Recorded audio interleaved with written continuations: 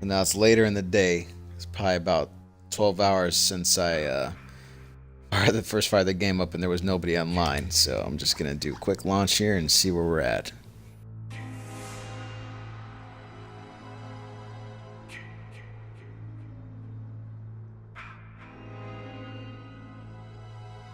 Connecting. Here we go.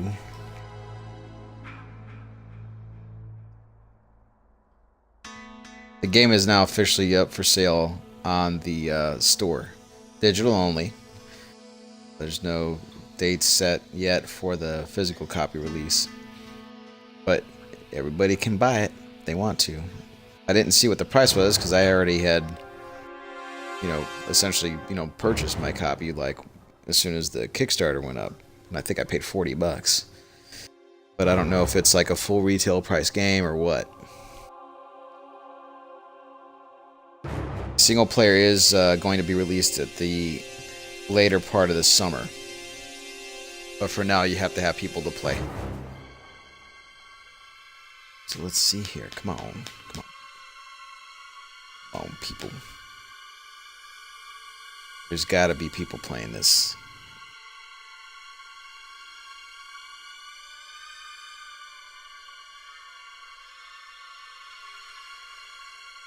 Little fun fact for you if you haven't kept up with this game at all, but it does have a lot of original players from the series involved with this. So basically, if I remember correctly, the history of this is that the developers, I'm not sure if that was Ilphonic or Gun Media, who was the one that started off or who got involved with who at one point in time, but it was originally just going to be a generic, kill the campers kind of game. And, they just were big, huge fans of Friday the 13th and other slasher horror films, and they were going to do a game because they wanted to have kind of a feel like that in a video game. And they never even expected to be able to actually turn it into a Friday the 13th game, but somehow, some way, they managed to get in contact, or somebody saw or heard or something, and brought it to Sean S. Cunningham's attention, who, if you're not familiar, is the guy that created Friday the 13th. And he was like, yeah, let's do it. So not only was he involved, but they also got Harry Manfredini, who does the music, the original soundtrack, which you can hear. He did all new stuff, for the game. And Tom Savini, the special effects guy, if you're not familiar with him, who had did the creature design for Jason. And they brought him on board, and he created his own Jason skin for this game, which I actually have as well. As a matter of fact, if I go to customize here, we should be able to see it. Unless I haven't downloaded it. I know I put the code in. Oh, there it is. So this is an all-new design for Jason, and it's inspired by what Jason looked like at the end of Part 9. So, the final, the Jason Goes to Hell was the final Friday the 13th that most people recognize. As Jason X is out there, and then, of course, Freddy vs. Jason, a lot of people don't necessarily consider those to fall into the quote-unquote canon of the series. I'm fine with them being a part of it.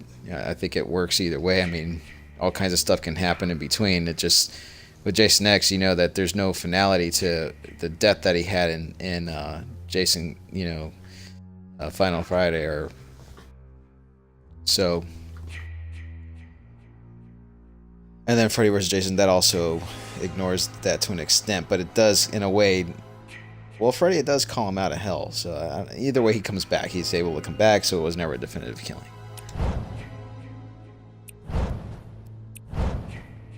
By the way, my dog is jumping on me and kind of acting up, so you might hear him growling and barking and stuff because he wants to play. I'm trying to tell him it's not playtime.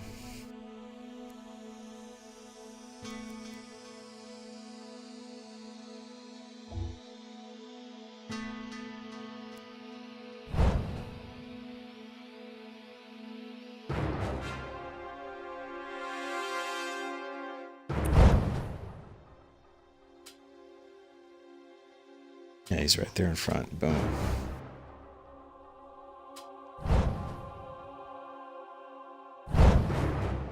Alright, so I'm coming up on 5 minutes here. No games. Now, I know some people have played because a couple people I know I've seen make comments that they played, at least got to play one match, so I don't know what the deal is. I just have bad luck.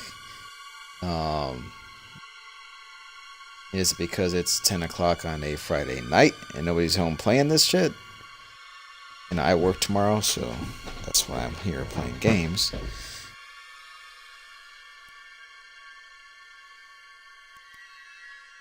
Alright, so I am going to cancel this.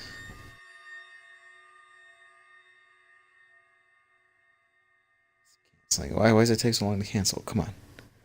Come on already. Come on.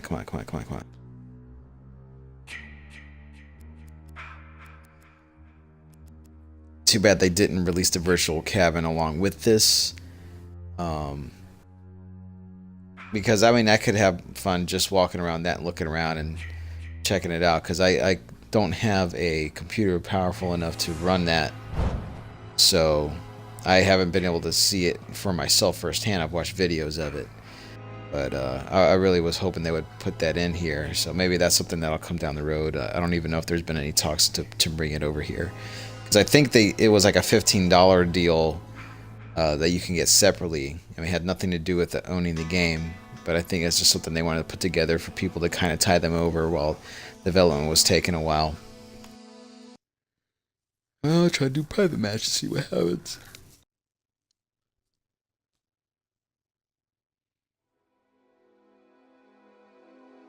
Okay. Yeah, we're gonna pick him. Might as well, right? See if anybody else joins.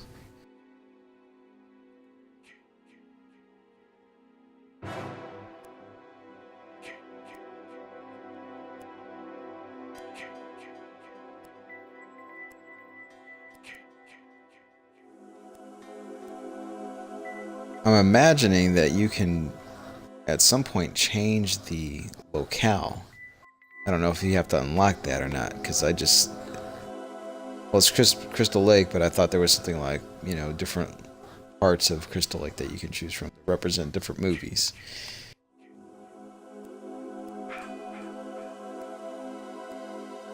Well, it looks like there is control options for that on the bottom screen that I can't see because there's like a little box popped up, I guess that's representing Twitch, and it's covering up some of the controls on the bottom, so I'm going to hit right bumper. Okay, there you go. So Higgins Haven. Packanack. Alright. Not sure if you'll be able to move that little box around a different part of the screen. I kind of like that I'm able to watch this full screen while I'm streaming, but I also miss having the snapped portion here, which is gone now since they updated the OS, the dashboard, or whatever you want to call it now, front end. Because if I hit the guide button and I go to Twitch, it's just... Oh no, it does pop up, right? I can see it there, but I can't have it stay there and go back to the game because as you can see, it just covered up the game. It didn't slide it over. It just faded out there. Because before you used to be able to double tap the guide button and you'd be able to, you know, just go to the main game. But now it just automatically pulls that little window off. And if I hit B, it's just going to go to the game anyway. But I wonder if that's intentional. Because I know Microsoft is trying to push their streaming, their broadcasting service. Because it was Beam. They recently just changed the name to Mixer. And they're like, yes, you can have like you can do co-op streaming. So, because the other day I tried to record a discussion for, you know, Alien Covenant with a friend of mine, and he said that he couldn't get his audio to work. It was getting an error message, and I just assumed that it was something that was on his end, user error. But now I'm kind of questioning that. You know, maybe Microsoft's trying to push people towards their their service as opposed to using Twitch. So that, to me, that's like showing a little bit of weakness or lack of confidence in themselves, that you should win by having a superior product to use, not by cheating. Now, I don't want to go hardcore all the way on it and make an accusation, but it just seems like that, on the surface at this point, because I haven't done any investigating into it. But if that's the case, then weak. I don't think I have anybody I can invite either. Let's see here. Nobody else has the game. Nobody has the game but me. I am about to give up again. Okay. Well, we're gonna unready. We're gonna back out of here.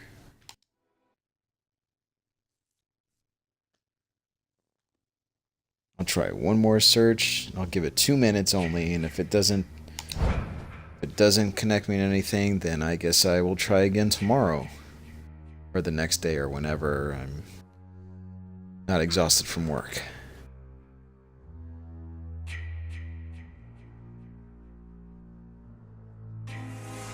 By the way, some friends of mine told me that there is an app that you can download called Dolby Atmos. I guess it's, I can't remember the exact name, Dolby Atmos Experience or something like that. Anyway, if you go to the app section in the store and just put Dolby in, it'll pop up. It'll be the first thing on the list. And it's kind of neat. It's a 30-day trial, and then it'll be $15 to unlock it permanently. But what they've done is they've made a whole new audio profile that you can use with your headphones and your home theater. But for me, for my purposes, I'm more interested in the headphone side of it. And it does make a difference. I'm kind of amazed. Like when you go, install it and you follow the instructions and do what they tell you to turn it on, and then you listen to their little, they have these demo videos you can watch, but to hear, it's kind of impressive, what they can do. Because essentially, I'm just using like Turtle Beach XO4s. I don't think they're like master surround sound headsets. I think they're just kind of like high-end stereo headsets, or not super high-end, but but I noticed a difference in the sound. It's kind of neat.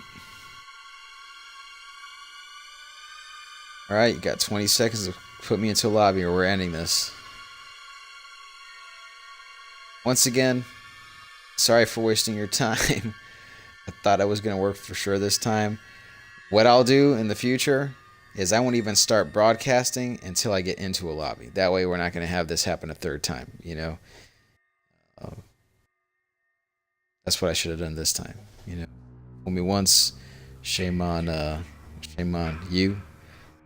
Fool me can't get fooled again.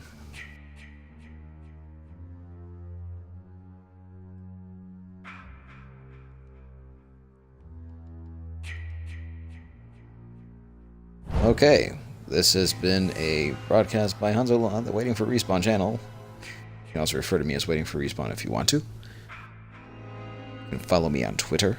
You can find me on the YouTube. Please like and subscribe. And follow, or whatever it is everybody else says to do.